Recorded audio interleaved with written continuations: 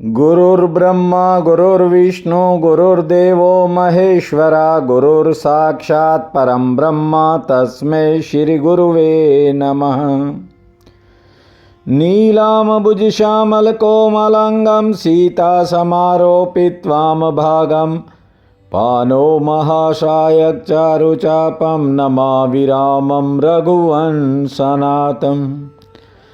त्वमेव माता च पिता त्वमेव बन्धु च सखा त्वमेव विद्या च द्रविणं त्वमेव सर्वं मम देव वासुदेवसुतं देवं कंसं चानुर्मर्दनं देवकी परमानन्दं कृष्ण वन्दे जगद्गुरुम्। प्रिय बंधुओं, देवियों व सज्जनों, जीवन की सारी कथा इंसान के होश पर टिकी है। जीवन छोटी छोटी चीजों से बना है, लेकिन लोग असाधारण होने की कोशिश करते हैं और इसीलिए वे जीवन से वंचित रह जाते हैं।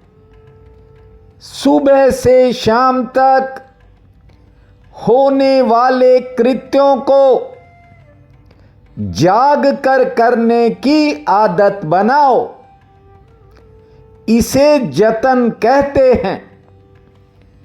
जतन का अर्थ है कि छोटे से छोटे काम को और साधारण से साधारण काम को पूरे होश से करना चाहिए।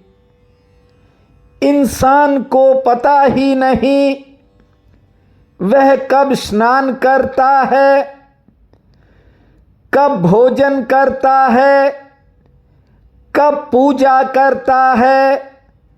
सारा ध्यान कहीं न कहीं और ही लगा रहता है। दिन में 50 काम होते हैं और उनमें से भी बहुत से कामों में व्यक्ति को पता ही नहीं कि वो कर क्या रहा है। यदि आप छोटे काम को पूरे होश से करोगे तो फिर मंदिर जाने की भी जरूरत नहीं रहेगी। तुम जहां भी रहोगे वहीं उस परमात्मा का मंदिर होगा। जैसे समुद्र के जल को आप किसी भी किनारे से चख कर देख लो, किनारा कोई भी हो, लेकिन समुद्र का जल नमकीन ही होगा। सब जगह उसका स्वाद एक जैसा रहता है। ठीक उसी प्रकार परमात्मा को भी आप कहीं से चखो, उसका स्वाद भी एक है। लेकिन इंसान की मनोदशा बड़ी ही अजीब है।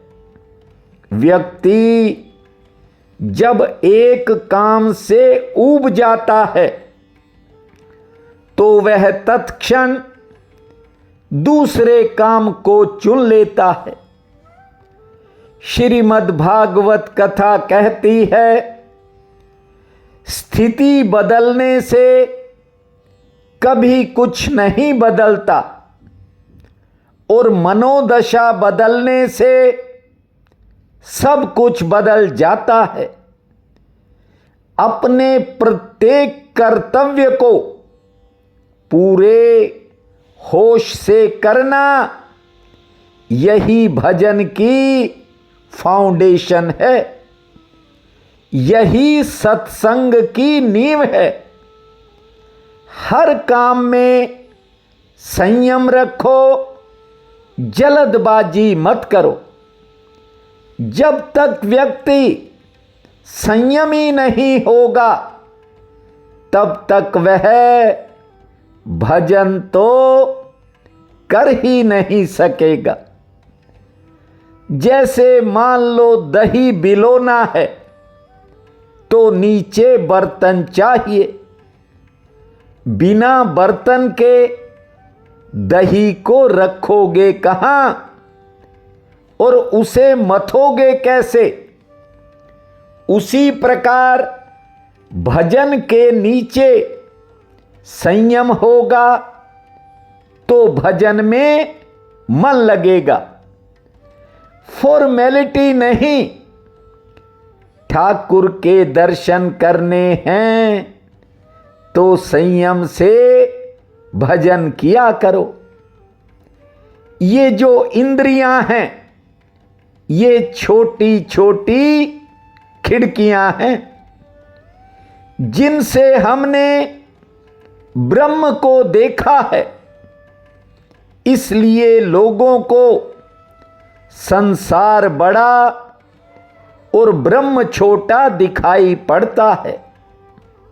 एक बार इन इंद्रियों को परे हटाकर देखो, परमात्मा उसी पल विराट हो जाएगा। गुरु नानक देव जी कहते हैं, दुनिया का सबसे श्रेष्ठ धर्म क्या है? ध्यान दीजिए, श्री गुरु नानक देव कहते हैं, सकल धर्म में श्रेष्ठ धर्म, सकल धर्म में श्रेष्ठ धर्म हरि का नाम जप और निर्मल कर। यदि तुम्हारे कर्म निर्मल हैं और तुम हरि का नाम जप रहे हो, यही सबसे बड़ा धर्म है।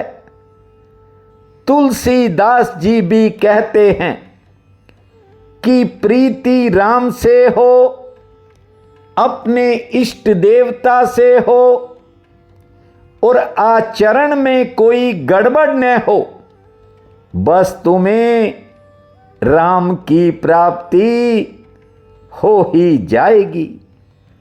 राम राम भूमा, श्री राम नाम भूमा। वैवस्वत मनु के 10 पुत्र हुए, उसमें से एक का नाम था शर्याती। शर्याती की बेटी का नाम था सुकन्या। एक बार सुकन्या अपने पति के साथ शिकार खेलने के लिए वन में चली गई। सुकन्या ने सोचा कि चलो पिता के साथ चलते हैं, थोड़ा मन बहल जाएगा। सुकन्या के पिता जब शिकार से लौटे तो वे च्यवन ऋषि के आश्रम पर आकर ठहर गए।